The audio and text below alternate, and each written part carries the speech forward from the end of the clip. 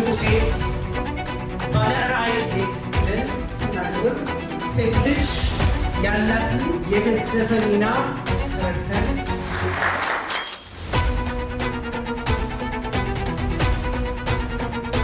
እንቁ ዝም ብሎ መሬት ላይ አይገኝም።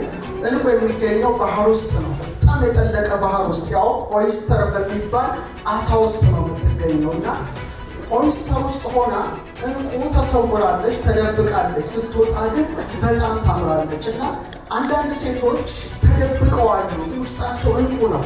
ቢገለጡ ከባህሩ ቢወጡ እነዚህ ደምቀው ይታያሉ እና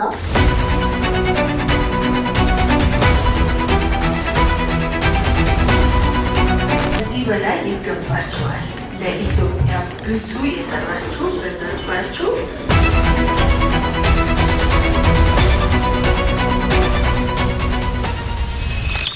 እንቁ ሴት በቀላሉ አትሰበርም።